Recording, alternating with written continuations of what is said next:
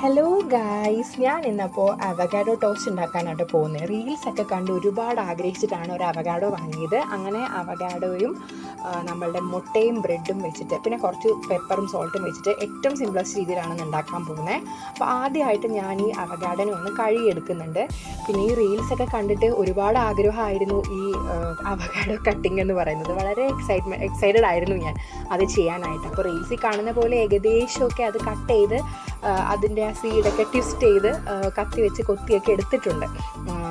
പിന്നെ നമ്മൾ കൂടുതലും ഈ യൂറോപ്യൻ കൺട്രീസിലൊക്കെ വർക്ക് ചെയ്യുന്നവരുടെ സിമ്പിൾ ബ്രേക്ക്ഫാസ്റ്റ് ആണല്ലോ ഈ അവകാഡോ ടോസ്റ്റ്. അപ്പോൾ അവർക്ക് എന്നൊക്കെ പറഞ്ഞാൽ കുറച്ചും കൂടെ നല്ല ക്വാളിറ്റിയിലുള്ള അവകാഡോസ് കിട്ടും. നമ്മളുടെ ഇവിടുത്തെ സാധാ ഫ്രൂട്ട് സ്റ്റോളിലൊക്കെ കിട്ടുന്ന അവകാഡോസിന് അത്ര ക്വാളിറ്റി ഇല്ലെന്ന് തന്നെയാണ് തോന്നുന്നത്. അത് കേടല്ല കേട്ടോ, അതിൻ്റെ ആ സീഡിൻ്റെ സ്കിന്നിരിക്കുന്നതാണ്. അത് മാറ്റിയിട്ട് നമ്മൾ അതിൻ്റെ പൾപ്പ് മാത്രമാണിപ്പോൾ അതിൽ നിന്ന് ഇങ്ങനെ സ്കൂപ്പ് ചെയ്തെടുക്കുന്നത്.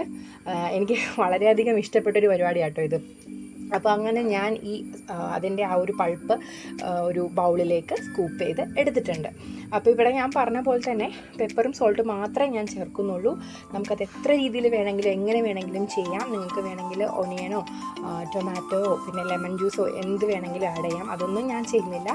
ഈ അവകാഡോൻ്റെ ഈ ഒരു പൾപ്പിനെ ഞാൻ നന്നായിട്ടൊരു ഫോർക്ക് ഉപയോഗിച്ചിട്ട് സ്മാഷ് ചെയ്ത് കൊടുക്കുവാണ്. അങ്ങനെ നമ്മൾ സ്മാഷ് ചെയ്തിട്ടുള്ള ഈ സംഭവമാണ് നമ്മൾ ബ്രെഡ് ടോസ്റ്റ് ചെയ്തിട്ട് അതിൻ്റെ മുകളിലേക്ക് ചേർത്ത് കൊടുക്കുന്നത് കേട്ടോ.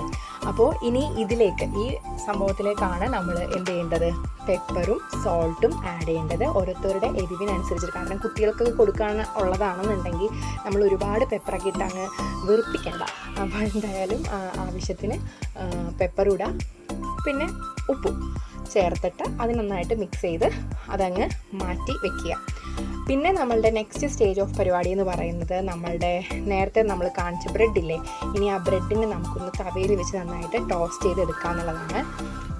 അപ്പോൾ അത് ഞാൻ പാൻ ചൂടായപ്പോൾ 4 slice of bread at a time എനിക്ക് ടോസ്റ്റ് ചെയ്യാൻ പറ്റുന്നുണ്ട്.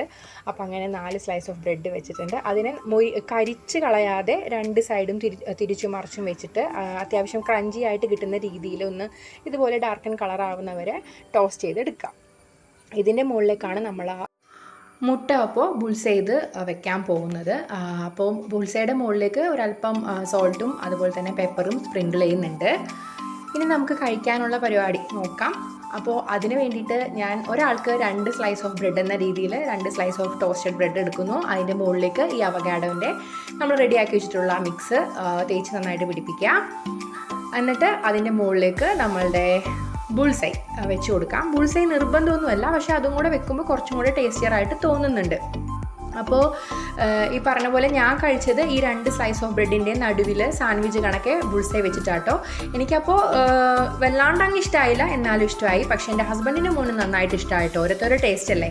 അപ്പോൾ ഇനി എന്തായാലും നെക്സ്റ്റ് വീഡിയോ കാണാം.